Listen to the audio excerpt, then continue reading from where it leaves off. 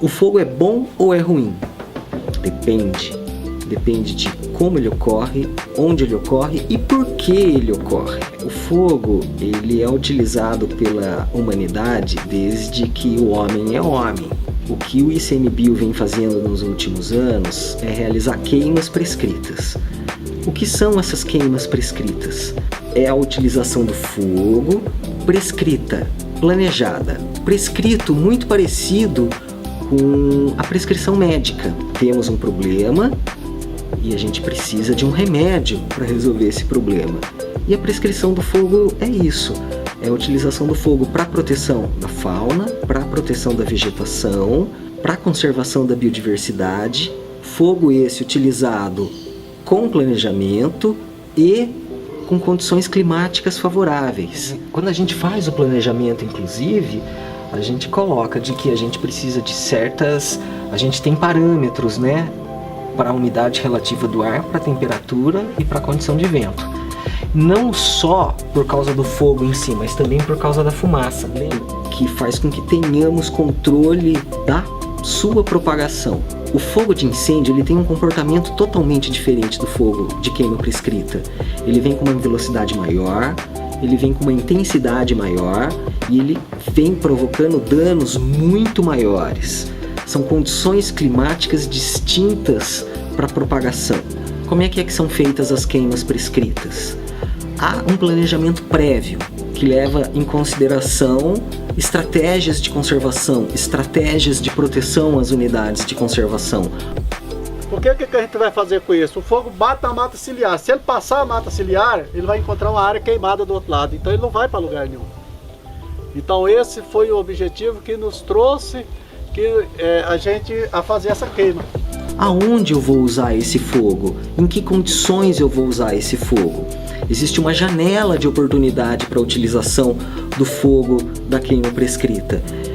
Eu faço uma previsão meteorológica, uma previsão de como que o clima vai se comportar.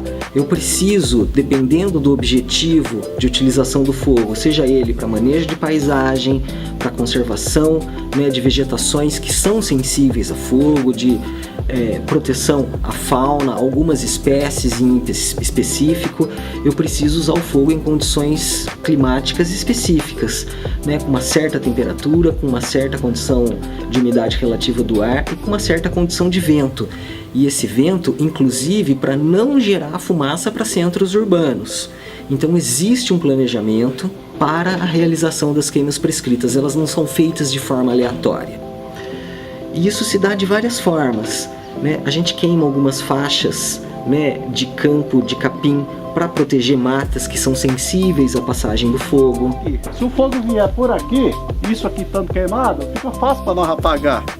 Agora, se ele vier aqui, não, ele vai ganhar isso aqui, vai pulando aqui e vai embora. Vai bater aqui, ó.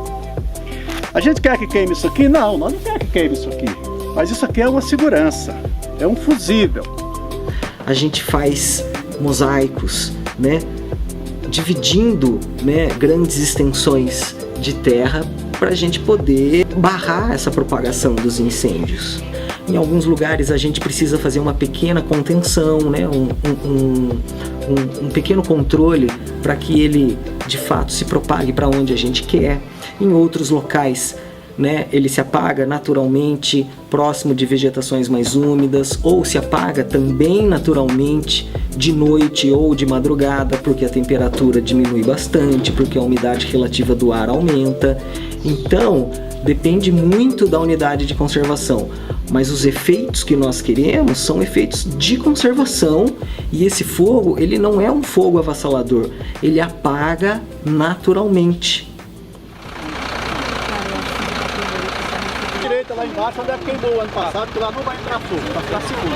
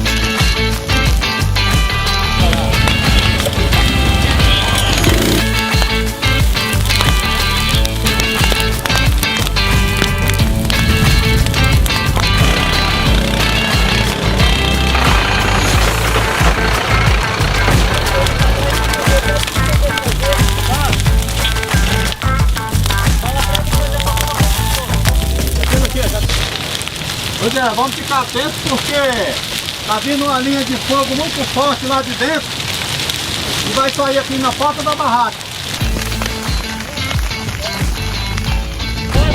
O fogo tá em franco trabalho.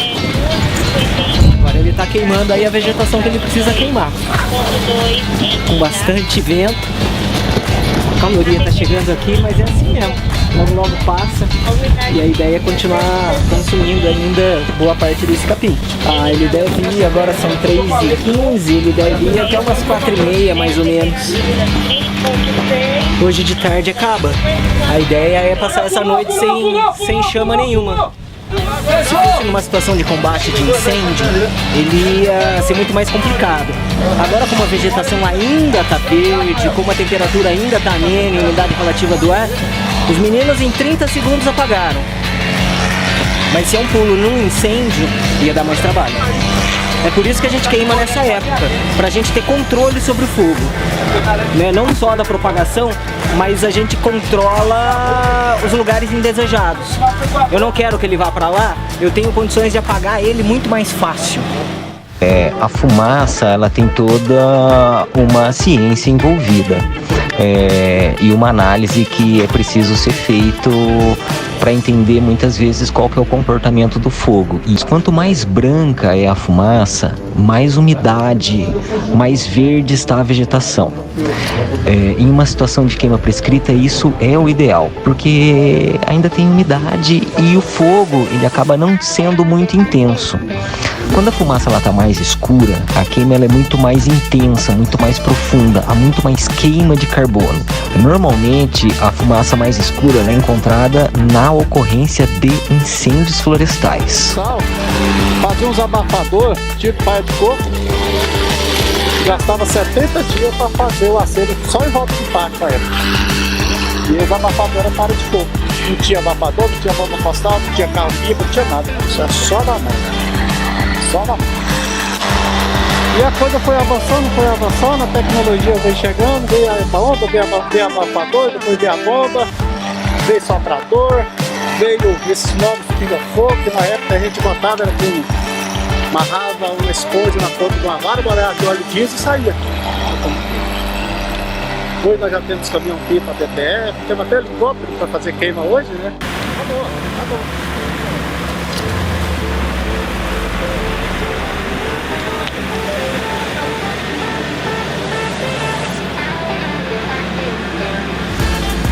Se molhando, né? E subir molhando. Porque é aquela história, né? Vai que o vento vira, né? E o vento virou. Virou rápido. E pulou uns 2, 3 foguinhos aí, mas não cresceu, né? Por quê? Porque tava úmido, porque a gente molhou. Então, quem trabalha com prevenção, a gente trabalha sempre com o pé atrás também, né? Porque daqui 15 dias tá tudo verdinho. O chão tá verdinho, essas árvores aí morrem muito poucas, só essas mais fininhas mesmo que morrem, as outras nenhuma morre. Daqui 90 dias já está tudo, parece que nem queimou. E as flores que nascem, você não acredita, cara? O fogo passa, nascem umas flores assim, coladas no chão. Muito bacana.